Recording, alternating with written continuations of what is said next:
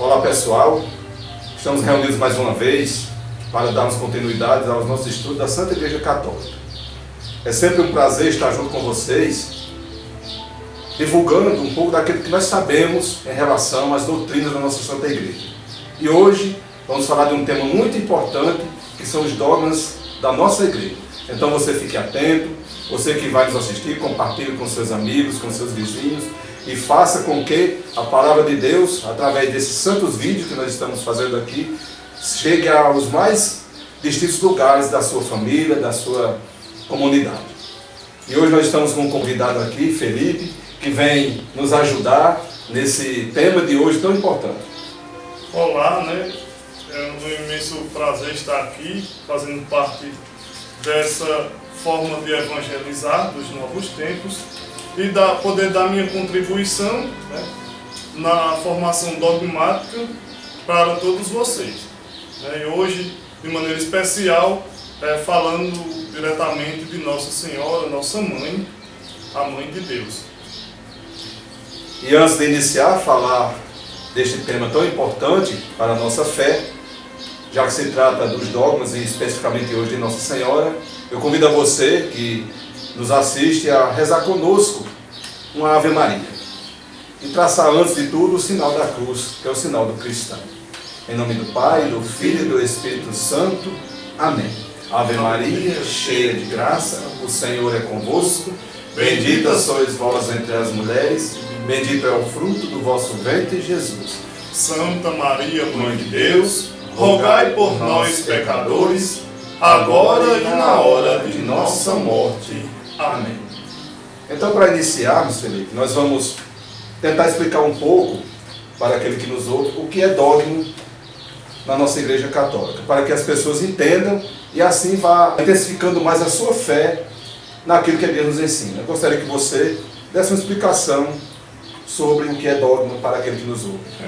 Para início, é bom a gente sempre entender o significado da palavra, para que a gente tenha uma compreensão melhor do assunto. E a palavra dogma é uma palavra que deriva do grego, que significa decisão ou uma opinião. E dentro da nossa igreja, essa palavra, desde o Novo Testamento, vem com significado de decisão comum sobre alguma questão que foi levantada ou tomada pelos apóstolos.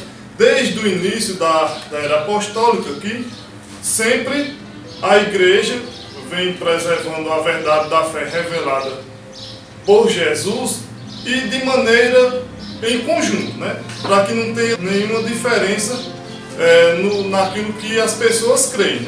Então, nossa Igreja Católica é uma igreja em que seus fiéis têm uma unidade no seu credo, na sua fé. Então, o dogma tem essa origem do grego de decisão, opinião. E a gente hoje, a igreja, tem-se um significado mais amplo para os dogmas de fé que ela professa, através do magistério dela. E aí a gente pode entender dogma como sendo uma verdade de fé que foi revelada, que ela pode estar contida na Bíblia ou na tradição da nossa igreja ou em ambas. Que ela é definitiva, ela é uma verdade de fé definitiva, imutável, ou seja, não muda, infalível e absolutamente segura. Quando a igreja proclama um dogma, é porque ela tem segurança de que realmente aquilo é verdade e que é uma verdade que foi revelada por Deus, que seja diretamente contida na Bíblia ou da tradição apostólica ou por inspiração do Espírito Santo nesse longo caminho que a igreja vem percorrendo desde Jesus até os nossos dias de hoje. E no catecismo da nossa igreja, no número 88 e 89, ele vem falar justamente sobre os dogmas de fé, onde diz assim: o magistério da igreja empenha plenamente a autoridade que recebeu de Cristo quando define dogmas, isto é, quando utilizando uma forma que obriga o povo cristão à adesão irrevogável de fé, propõe verdades contidas na revelação divina que a revelação que Jesus nos trouxe a respeito de nosso Deus, Deus Pai, que com estas tem necessária conexão. Há uma conexão orgânica entre a nossa vida espiritual e os dogmas. E aí o catecismo afirma: os dogmas são luzes no caminho de nossa fé, que o iluminam e o tornam seguro. Ou seja, para o catecismo da igreja, né, os dogmas de fé, tanto os marianos como os demais dogmas, a igreja não só tem os dogmas marianos, né, são como luzes que iluminam o nosso caminho, o caminho da igreja. É interessante que nós católicos comecemos a nos deter mais, a estudar mais, a prestar mais atenção naquilo que a igreja ensina. Essa questão do dogma, essa verdade, né, para que as pessoas entendam essa palavra dogma, como você já bem frisou, essa verdade de fé que nós católicos acreditamos, nós temos que acreditar cada dia mais. Por exemplo, só que a gente não vai entrar nesse detalhe hoje, por exemplo, a transubstanciação do sangue de Cristo no corpo é uma verdade de fé, que nós temos que acreditar que quando o padre consagra, o pão e o vinho se transformam no corpo de Cristo. E que é verdadeiramente o próprio Cristo que está ali após aquela oração que o padre faz. São verdades reveladas por Deus que ficou neste mundo para que a gente acreditasse, vivesse a nossa fé com mais intensidade. Então, vamos nós todos nos apegar mais, cada vez mais, nessas verdades que a igreja nos ensina, para que a gente tenha uma vida de fé mais autêntica, mais fervorosa, sem dúvida no nosso coração. Por quê? O intuito, Felipe, da gente estar fazendo esses vídeos aqui, na nossa pequenez, né, de ser humano, é fazer com que as pessoas menos entendidas, sem querer ofender a ninguém do que nós, entendam de que a Igreja Católica é riquíssima e que tem meios para fazer com que a gente se achegue a Deus de maneira muito simples e segura, sem ter dúvida do que está professando, né? Como, aqui a gente tem o que é uma bibliografia que todo cristão católico deve ter e usar, né? Não é só ter, que onde está contido tudo aquilo que a igreja professa. O que a gente precisa saber da igreja, de Deus, de Jesus, de Maria, está contido no catecismo da nossa igreja. É riquíssimo, que não é algo que foi fruto do nada, é fruto dessa caminhada de mais de 2000 anos da igreja, que mesmo Cristo tendo subido ao céu, mas deixou o seu Espírito Santo para que ele viesse iluminar a igreja, fazendo eles enxergarem todas as verdades da fé em Jesus, em Deus e no Espírito Santo, no próprio Espírito Santo. E aí, a tradição da nossa igreja, que vem desde o ensinamento dos apóstolos, aquelas testemunhas oculares, aqueles que receberam de Jesus o ensinamento, que viram os milagres que Jesus realizou. Então, a igreja, pela sua tradição, vem trazer até os tempos de hoje para nós essas verdades, e tudo está compilado no catecismo da nossa igreja, né? É um livro, é um material que em todas as lojas católicas tem disponíveis para vender, né? Que é bom a gente, além, né, o principal é a Sagrada Escritura, mas que a gente também tem um catecismo, e a gente está aqui também, né, facilitando esse encontro das pessoas com os dogmas da nossa igreja, com tudo que a nossa igreja prega e responde em ato de fé. A gente está aqui hoje e vamos continuar, se Deus quiser, trazendo muito mais para vocês. E aí, aos poucos, a gente mostrando o que a gente sabe um pouco, trazendo bibliografias, né, trazendo um embasamento teológico contido nos escritos dos padres da igreja, nos teólogos, para vocês, e que vocês também tenham uma curiosidade de procurar ainda mais, procurar com um padre, né? Que não fique só também nesses vídeos, né? Aqui é um pontapé inicial para vocês abrir os olhos mais ainda para a verdade da fé da nossa igreja, e aí alçar voo e procurar ainda mais conhecimento, para que a gente professe verdadeiramente a nossa fé. E quando a gente for rezar o credo, a gente realmente reza o credo professando aquilo que está no nosso coração, né? Toda a verdade, toda a doutrina da igreja está resumida no credo que a gente reza, nessa oração, que é fruto desde lá dos apóstolos. É por isso que a gente chama, o credo é chamado de símbolo dos apóstolos. E aí você fala em credo, no credo a gente afirma que crê em Deus Pai, e crê em Jesus Cristo, que é filho desse Deus Pai. E esse, no Espírito Santo, ou seja, na Trindade. E a Trindade também é um dogma de fé. É também uma verdade de fé revelada a nós. A Trindade é um mistério difícil de entender, porque diz que são 3 pessoas em uma só. Portanto, essa verdade de fé nos faz acreditar que Deus é Pai, que tudo criou, que Jesus é o Filho, o Redentor do mundo, e que o Espírito Santo é aquele que nos santifica, que nos redime dos pecados. Eu vejo muitas pessoas, às vezes, dizem, eu não acredito nisso ou naquilo. Por que você não acredita? Porque você não se detém diante das Sagradas Escrituras. Você falou do catecismo. O catecismo é um livro importante, e outro qualquer livro da nossa igreja é baseado nas Escrituras, na tradição da igreja. Os dogmas de fé da nossa igreja são bíblicos. Né? Mas eu não encontro isso, eu não encontro falando da Assunção de Nossa Senhora. Você não encontra, mas é bíblico, é só a gente ler com atenção, né? Pois muitos dos dogmas não estão contidos explicitamente na palavra de Deus, nas Sagradas Escrituras, mas de modo implícito.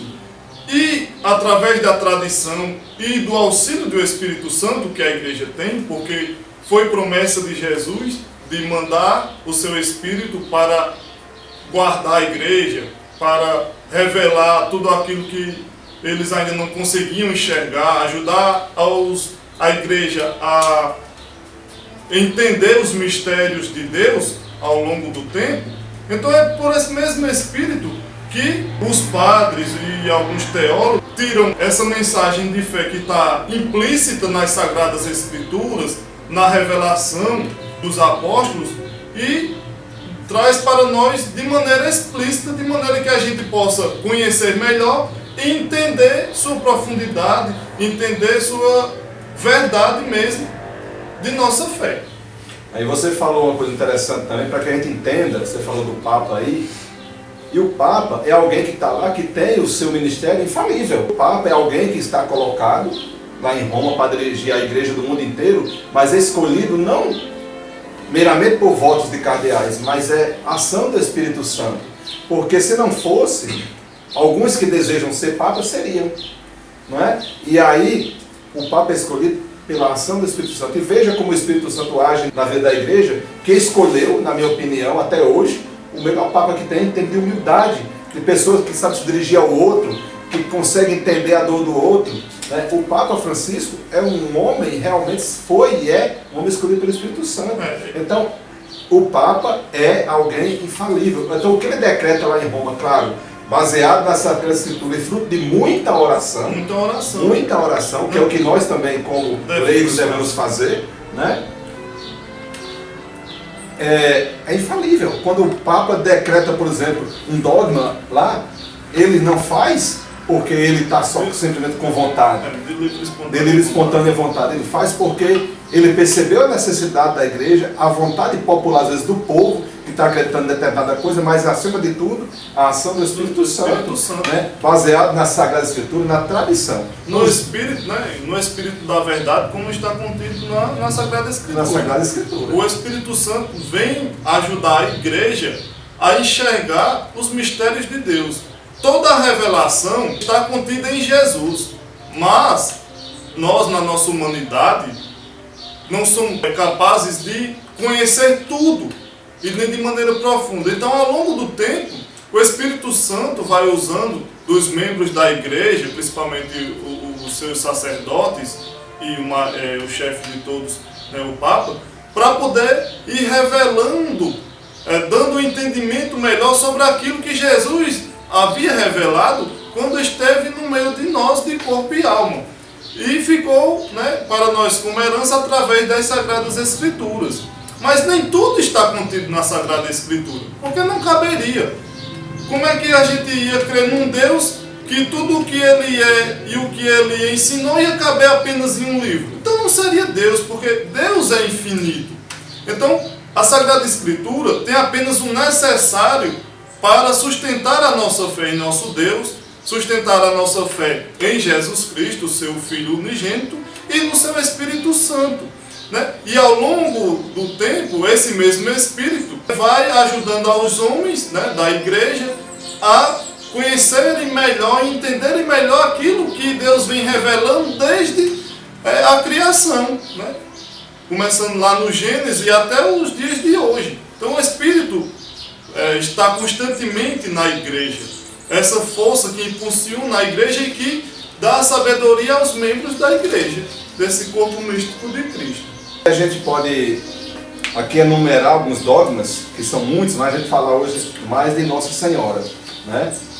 Eu falei agora da Santíssima Trindade, falei da transubstanciação, que são dogmas de fé, de Jesus Cristo como Filho de Deus, porque existiu também uma discussão anteriormente, alguns que não acreditavam que Jesus era Filho de Deus, foi preciso acontecer um concílio para que todos se reunissem, chegassem a esse consenso que Jesus é Filho de Deus, e a igreja bateu o martelo, Jesus é Filho de Deus e é Filho de Maria, né? E aí, para constatar isso, que Jesus é Filho de Deus, é Filho de Maria, você que está nos ouvindo, pegue a sua Bíblia e abra lá no livro do Evangelho de São Lucas,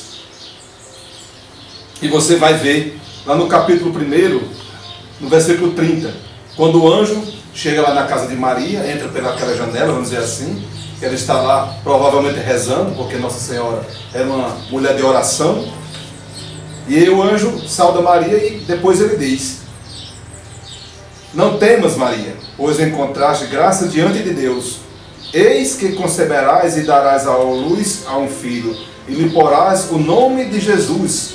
O anjo de Deus veio até Nossa Senhora, e ele disse que ela daria à luz a um filho, e poraria o nome de Jesus, para dizer para nós, que é escrito no momento, que Jesus é filho de Maria, e que é filho de Deus. Porque se nós formos continuar a leitura, vai dizer que ele será grande e chamar-se a Filho do Altíssimo. Quem é o Altíssimo? É Deus.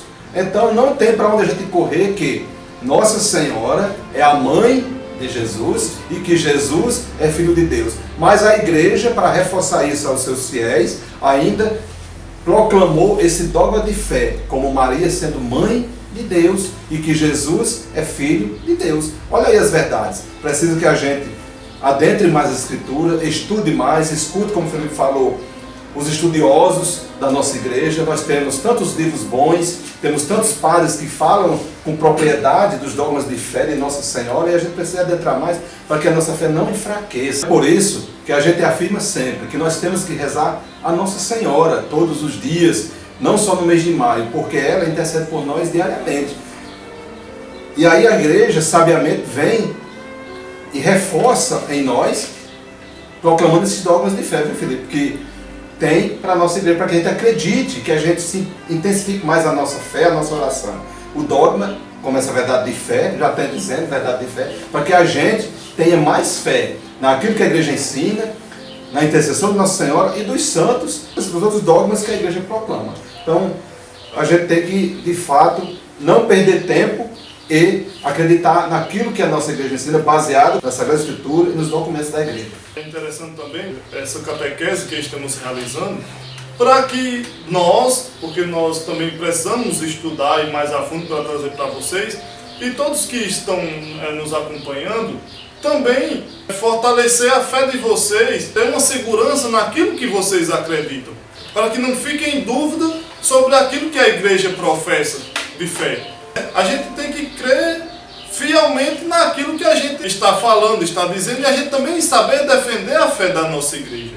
E aí, com relação a Maria, que é o tema, né, dessas nossas catequeses de hoje, Maria é um tema que às vezes gera muita discussão, porque os nossos irmãos separados, eles às vezes não têm o mesmo entendimento que nós temos, que a nossa igreja católica tem, a respeito de Maria. E às vezes somos chamados até de idólatras. Com esses dogmas, nossa mente se abre para enxergar quem realmente Maria é, para que a gente não coloque ela numa posição acima do que ela deve estar e nem abaixo. Ela, né? É como aquela canção de Padre Zezinho: não é deusa, não é mais que Deus, mas depois de Jesus, o Senhor. E a gente tem que colocar Maria realmente no lugar dela, nem acima nem abaixo, nem colocar ela como sendo mais do que ela é, nem também menos. E é por isso que a gente vai, né, intensificando nossos estudos a respeito de Maria. Conhecer Maria bem, para poder amá-la como ela merece ser amada, e não professarmos uma fé em Maria que nos deixe cair em pecado, né? Que a gente não pode adorar Maria como ela fosse uma deusa, ou algo que ela não é. Então é preciso conhecer quem realmente Maria é, né? Nossa mãe, a mãe da igreja, a mãe de Deus Filho, né? Essa é a fé que a nossa igreja professa. Filha de Deus e mãe de Deus Filho. Mãe de Deus Filho. É isso que a gente tem que entender, né? Que Maria é a filha de Deus e mãe de Deus Filho. E Deus, o Pai, a escolheu, né? Porque ela foi a cheia de graça. Se a gente vai ler a Escritura, o anjo vai dizer, ave cheia de graça. O Senhor é contigo, que é Deus. Então Maria teve essa grande graça, que alguém pode dizer assim, mas pode ser qualquer uma. Deus não escolhe qualquer um, né? Ele escolhe aqueles que realmente são merecedores. Claro que todos seus filhos são amados e merecem a graça de Deus, mas uns faz por onde merecer mais graça do que outros, né? A gente vai ver, só para falar aqui rapidinho para que as pessoas entendam, toda a história da salvação, vamos pegar os irmãos lá, Caim e Abel. Um ofereceu sacrifícios a Deus agradável, outro não. Então, será que aquele que matou não merecia a graça de Deus? Merecia, só que Deus enxergou mais nele, no outro, mais graça, porque ele fez com mais dedicação, com mais coração, se intensificou. É assim que funciona. Deus não desmerece ninguém. A mãe de Deus, de Jesus, poderia ser qualquer uma? Poderia, desde que Deus visse nessa pessoa tamanha graça que ele viu em Nossa Senhora. E os dogmas marianos, né, nada mais são do que falar sobre os privilégios e as graças que Maria recebeu, né? A graça de Maria não é dela própria, mas ela recebeu do próprio Deus. As graças dela são advindas da sua maternidade, no qual ela teve em seu ventre o Filho de Deus, né? Então o mérito não é dela. É claro que ela fez por onde, mas os méritos das graças de Maria são advindos de Jesus, né? Maria é o que é por causa de Jesus, né? Quando a gente diz que Maria é a mãe de Deus, como a gente já falou antes, é porque ela é a mãe de Deus Filho e não de Deus Pai. E é bom a gente entender direito essas coisas para não cair em contradição e nem deixar que outras pessoas que não entendem colocar a nossa fé em contradição. E criar confusão na sua cabeça. E se Deus quiser, futuramente ele também vai fazer um estudo sobre isso. Essa questão de Deus Pai e Deus Filho, né? Porque é muito complexo e a gente precisa entender. E Jesus mesmo disse, eu e Pai somos um. Futuramente, né, nessas nossas catequeses, a gente vai aprofundar nos dogmas sobre Jesus Cristo, nos dogmas a respeito da Santíssima Trindade, que acho que é o mais complexo de todos. Não é tão fácil entender a Santíssima Trindade, e se fosse fácil de entender, a gente não estaria tratando sobre Deus, porque Deus é um ser infinito. Então não tem como a nossa natureza humana compreender tudo sobre Deus. E Deus, antes de tudo, não é para ser totalmente compreendido, é para ser amado. A gente tem que amar primeiro, e depois, com esse amor, a gente compreender melhor para poder amá-lo ainda mais, assim como Nossa Senhora. E aí, dentro dos dogmas marianos, existem vários, mas declarados pela igreja, né, pelo magistério da igreja, são 4. O dogma de Maria, mãe de Deus, né, ou a Theotokos, como ela era chamada. Theotokos vem do grego, Theo significa Deus e Tokos, mãe, né, mãe de Deus. Essa é uma designação que é muito antiga, desde os primeiros tempos da igreja, que já chamava Maria de Theotokos, ou seja, da mãe de Deus. Mas que com muito tempo foi que realmente a igreja declarou como Maria sendo realmente a mãe de Deus, no sentido de que ela é a mãe de Deus Filho, né? E não a mãe de Deus Pai. E aí temos o dogma da virgindade perpétua de Maria, da sua imaculada conceição, e o 4º dogma, que é o dogma da Assunção de Maria. E hoje, para que a gente não se estenda muito, a gente vai tratar apenas do primeiro dogma, que é o de Maria, mãe de Deus. E ao longo das nossas catequeses, em outros vídeos, a gente vai abordar os outros 3. E continuando nossa catequese de hoje sobre o dogma de Nossa Senhora, nós vamos falar de Maria, mãe da igreja, mãe de Deus. E esse dogma, ele foi proclamado no ano de 421. Olha quanto tempo faz que a igreja e os seus fiéis já têm Maria como mãe de Deus.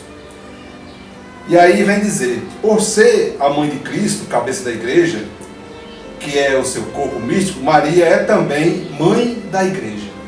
Que nós possamos entender com todas as forças que Nossa Senhora é a mãe de Cristo e mãe da igreja. Diz até que aonde está Cristo, está Maria. E onde está Maria e Cristo, está a igreja. Não tem como um viver sem o outro. É como se fosse, comparando assim, a Trindade Santa. Os três têm que estar juntos. Cristo, Maria e a igreja. Não tem como. E então nós temos que colocar na nossa cabeça, de uma vez por todas, que sem Maria, o cristão, ao meu modo de pensar, Felipe, não é ninguém. Porque Nossa Senhora é tudo depois de Deus nas nossas vidas. E a igreja vem desde o século V afirmando que Maria é a mãe de Deus. Para que a gente não tenha dúvida. No início da nossa catequese a gente dizia que o dogma são verdades de fé, revelada pela divindade, e não por homens, meramente homens, mas homens inspirados pelo Espírito Santo de Deus. E que vem reforçando nos seus fiéis essa verdade, de que Maria é a mãe de Deus, Filho, é a mãe da igreja. Quando proclamou este dogma, lá em Éfeso, diz o seguinte, que seja excomungado quem não professar que Emanuel, ou seja, o Cristo, é verdadeiramente Deus, e portanto, que a Virgem Maria é verdadeiramente mãe de Deus, pois deu à luz a carne aquele que é o Verbo divino. Olha que bonitas essas palavras do Concílio de Éfeso, né? Onde proclamou que Maria verdadeiramente é a mãe de Deus. E nós precisamos, como eu já disse, acreditar mais naquilo que a nossa igreja nos ensina a professar. A nossa igreja não nos ensina coisas vagas, vãs, como o Felipe bem falou aqui. Ela ensina aquilo que é verdadeiramente necessário para o nosso caminhar nessa terra. E um dia nós haveremos de contemplar Deus face a face, e com certeza Nossa Senhora vai estar lá, né? Uma vez eu fui numa formação e o rapaz estava pregando e dizia que o maior prazer dele seria quando chegar diante do Senhor Jesus, lá está Nossa Senhora. Porque é isso que nós acreditamos. Olha aí a verdadeira fé. O verdadeiro dogma de fé que nos faz acreditar que ao chegar junto de Deus, lá no céu, um dia nós haveremos de estar lá, Nossa Senhora vai estar lá. Se nós não acreditássemos nisso, vã seria a nossa fé, viu, Felipe? Então, vamos acreditar naquilo que a igreja nos ensina, naquilo que ela vem proclamando no decorrer dos tempos, e que com certeza não vai mudar, mas talvez não vai aparecer mais, eu diria, novidades para que a nossa fé vá se abrindo mais aquilo que Deus quer de nós. Esse dogma mariano, em que ele afirma que Maria é a mãe de Deus, né, ele foi fruto do concílio de Éfeso. Concílio esse que foi convocado não para tratar especificamente de Maria, mas de Jesus. Né, porque havia, na época, já se via muitas heresias a respeito de Jesus, principalmente por parte de Nestor, em que dizia que a humanidade de Jesus era separada da natureza divina de Jesus. Nestor afirmava que Maria era mãe apenas da parte humana, da natureza humana de Jesus, e ela não poderia ser mãe da natureza divina de Jesus. E aí dava a entender que Jesus era dois, dividido em dois. E aí esse concílio, né, foi convocado para realmente definir sobre a natureza de Jesus. E aí foi definido nesse concílio que Jesus é uma única pessoa, mas que ele tem duas naturezas, uma natureza divina e uma natureza humana. E sendo Jesus tendo duas naturezas, mas sendo uma única pessoa da Santíssima Trindade, então Maria teria que ser mãe de Jesus por completo, e não só de uma parte de Jesus. Então, por isso que dizemos que Maria é a mãe de Deus, mas de Deus Filho, né? Da pessoa de Deus Filho, a segunda pessoa da Santíssima Trindade. E aí, sempre que é definido e é proclamado um dogma, esse dogma sempre surge diante de discussões e diante de pessoas que tentam distorcer aquilo que a igreja prega, que os fiéis vêm pregando de uma pregação derivada que vem lá dos apóstolos. E Maria, esse título de Maria como Mãe de Deus é um título que vem desde os primórdios da nossa igreja, né? Muito antes do concílio, né, os fiéis da igreja, os padres, já chamavam Maria de Mãe de Deus, nesse título de Theotokos. É tanto que na igreja a gente conhece hoje uma oração muito antiga, que é mais ou menos do século III, ou seja, 200 anos antes, mais ou menos 200 anos desse concílio, tem esse registro dela ser desse tempo, pode ser até que seja mais velho, que nesta oração a gente evoca Maria, chamando ela de Mãe de Deus. E no finalzinho a gente vai encerrar, né, a gente fazendo essa oração a Maria, para afirmarmos nós agora dela sendo a Mãe de Deus. E consequentemente Maria sendo a Mãe de Deus, a Mãe de Jesus Cristo, porque aí nas Sagradas Escrituras, como a gente ouviu no início, no Evangelho, né, afirma realmente que Maria é a Mãe de Jesus, Jesus, o Filho de Deus, o enviado do Pai, né? O Verbo encarnado, né? Deus feito homem. E aí Maria sendo a mãe de Jesus, automaticamente ela é nossa mãe e mãe da igreja. Porque como São Paulo afirma, que nós, né, a igreja é o corpo místico de Cristo. É o corpo místico de Cristo em que Cristo é a cabeça desse corpo. Se Maria é a mãe da cabeça que é Cristo, então ela é a mãe do corpo a qual pertence essa cabeça, ou seja, nós, a Igreja Católica. Então, por isso, nós temos Maria como a mãe de Deus, Deus Filho, a mãe da Igreja e nossa mãe particular, a mãe de cada um de nós, que também é afirmado naquele momento em que Jesus, lá da cruz, né, e está Maria, sua mãe, e João, seu discípulo amado, e Jesus diz, Maria, mulher, eis aí o teu filho, e aí chama com João, eis aí, diz a João, eis aí a tua mãe, né, significando ela ser a mãe dos apóstolos, nossa mãe. E quando São Paulo afirma que nós fazemos parte, né, depois de sermos batizados, após sermos batizados, nós aí passamos a pertencer ao corpo místico de Cristo. E assim, Maria é nossa mãe e mãe da igreja também. E aí a gente já está chegando ao finalzinho, mas ainda falando do concílio, foi dito pelos santos padres daquele concílio, Maria não foi instrumento meramente passivo nas mãos de Deus, mas cooperou na salvação dos homens com fé livre e com inteira obediência. Olha aí a importância de Nossa Senhora. Ela obedeceu e ela não foi um objeto qualquer, como já disse aqui. Ela foi alguém que alcançou graça diante de Deus e Deus fez com que ela se tornasse a mãe do Salvador. Maria é o canal da graça da salvação para nós. Que a gente possa entender isso nas nossas vidas, né? E intensificando cada vez mais a nossa fé na igreja, naquilo que ela nos ensina. Como você também disse, Maria não é deusa, mas ela traz para nós as graças de Deus, porque ela foi cheia de graça. Você também disse uma coisa importante. A graça de Maria não é dela, é de Deus. Mas a Maria, ela é tão boa, tão amável para com seus filhos, que ela pega essas graças e derrama sobre nós, seus filhos aqui na terra. E ela fez por merecer receber essa graça, né? É tanto que Maria, ela possui 3 grandes graças, que as 3 juntas só ela possui, e que é aquilo que a gente louva quando a gente inicia o nosso Santo Terço, né?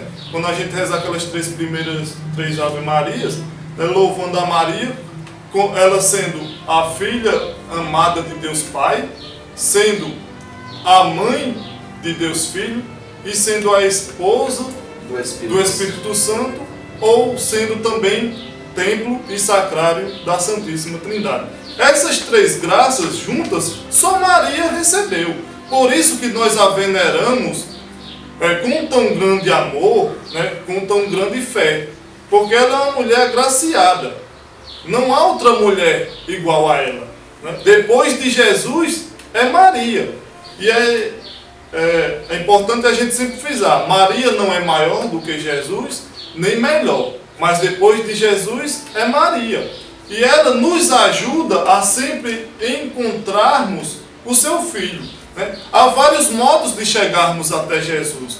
Mas o caminho mais fácil, mais seguro e mais curto é através de Maria, que é a sua mãe e nossa mãe também. E ela cuida de nós como seus filhos. É por isso que nós temos essa devoção e não devemos ter medo de sermos devotos de Nossa Senhora, independente do título ao qual nós recorremos, seja Nossa Senhora de Fátima, Nossa Senhora Aparecida ou outra Nossa Senhora, que são títulos da mesma mulher, assim como diz Alberto Carlos, né? E então nós vamos encerrando, nós vamos rezar, que é a oração. Mas antes de encerrar, gostaria de convidar você que vai ouvir esse nosso vídeo, essa catequese, que vai partilhando, que divulgue esse momento de catequese que nós estamos fazendo com tanto carinho, com tanto amor para você. Não se intimide, compartilhe, convide seus amigos e toda quarta-feira nós estaremos postando os vídeos da nossa catequese para que você, meu irmão, minha irmã, adentre mais nos conhecimentos da nossa Santa Igreja. Então, né, finalizando, vamos nos voltarmos um pouco para a imagem de Nossa Senhora. E só lembrando, né, que aqui a gente tem a imagem de Maria. A nossa fé não é na imagem, né, nesse ícone, mas é no protótipo que é Maria, que está lá no céu, a qual essa imagem representa e nos ajuda a estar mais próximo dela. Né? Que isso fique bem claro, né? Nossa fé não é numa imagem, como alguns dizem, num pedaço de gesso ou num pedaço de madeira, mas a imagem nos faz lembrar a pessoa a qual essa imagem representa. E por isso vamos dirigir a nossa oração à nossa mãe, né, nos voltando para a sua imagem, para que ela sempre venha em nosso favor, nos protegendo, nos guiando e nos ajudando a trilhar pelo caminho que o seu Filho desejou para cada um de nós. A vossa proteção recorremos, Santa Mãe de Deus. Não desprezai as nossas súplicas em nossas necessidades, mas livrai-nos sempre de todos os perigos, ó Virgem gloriosa e bendita. Amém.